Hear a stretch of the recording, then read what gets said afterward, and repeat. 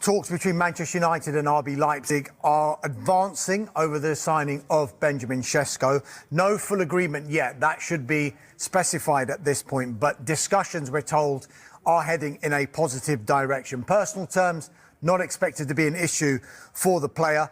Just a reminder of what United's offer is. It's an initial £65 million plus a further £8.9 million in performance-related add-ons. So it just comes short of £74 million. That's actually less than what Newcastle United's bid was. However, Manchester United is the preferred choice of Benjamin Cesco. Now, I think United have been pretty clever in the way they've approached this one, because they've seen Newcastle United going with one bid, which wasn't good enough for RB Leipzig. Then they've gone again, and they've gone again big. It was like a €90 million all-in bid that they put into RB Leipzig. United just sat back because what they wanted to do was to get an assurance from the player himself that he wanted to come to Manchester United before they made that bid. And that is effectively what has happened, because once we knew Manchester United had put that bid in of nearly £74 million all in, that was the signal that, right, something's gone on behind the scenes, that Benjamin Cesco has made it clear to Manchester United that he wants to go to that club. Because it would be no point Manchester United bidding against Newcastle United if they know the player is going to come. As far as Cesco himself is concerned, him and RB Leipzig have got a fantastic relationship. He doesn't want to rock the boat. He hasn't agitated for a move at all during this whole saga. But he has made it clear to them, Manchester United is my preferred destination, and then he's left it to them. If they can agree that deal with Manchester United, then he can go there. If they can't, then he will sit back and say, well, I'll stay at RB Leipzig, or see if Newcastle United is the destination for me after all. It's a really why would he choose Manchester United over Newcastle United when Newcastle United have got Champions League football? It doesn't make any sense on paper, does it? But I think what this emphasises is that Manchester United still have a huge pulling power when it comes to transfers. We've seen that already with Matheus Cunha and Bryan Mbeumo, both of whom Newcastle wanted to sign, and they missed out on Manchester United, even though they were prepared to match the deal financially. These players seem to be choosing the Theatre of Dreams at Old Trafford as a chosen destination. Look, I think you have to realise that Manchester United are a legacy club.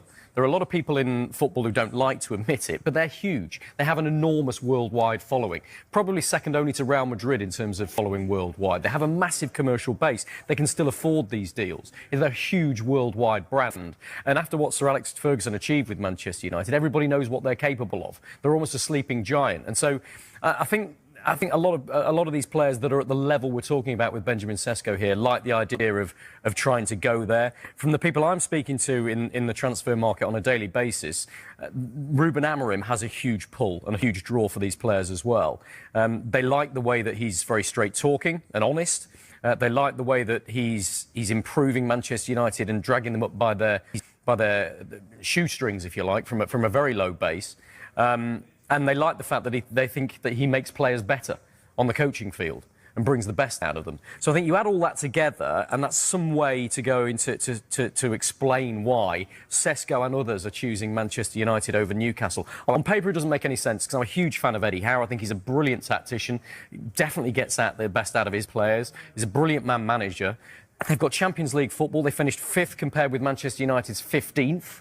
In the Premier League last season. Got a sensational midfield, which are going to set you up for goals. And we know what the fan base is like at Newcastle United as well. They are absolutely emphatic behind their club. It's a one-town club, isn't it? A one-city club. And if you play well for Newcastle United, look at Alan Shearer, an absolute legend of those parts. We'll never have to buy a drink in the town ever again. You know, Benjamin Cesco probably isn't thinking like that, but to turn Newcastle down and put all your eggs in one basket for Man United is surprising, but understandable. It's an ego thing as well. If you're a player and you've looked at Manchester United since Sir Alex Ferguson left, it's been 12 years where, yes, they've won a few trophies, but they haven't really challenged again for the Premier League title, which is what Manchester United feel they should be doing. They've gone through all of these managers. They've spent hundreds of millions of pounds on players. Now they've come to a point where they finished 15th in the Premier League, their lowest ever finish. If you're a player and people say, well, why are you going to go to Manchester United? Some of them might think, well, I want to be that guy who is going to get them back to where they feel they belong.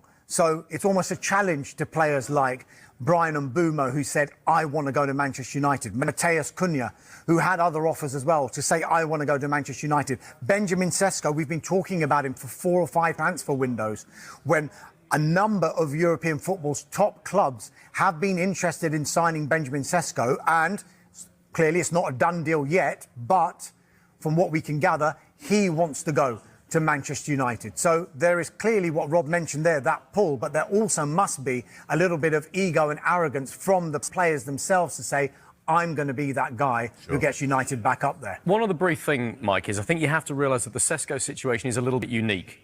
I mean, Darmish has pointed out that the relationship he has with RB Leipzig, even though he's only been there a relatively short period of time, he didn't come through their academy or anything.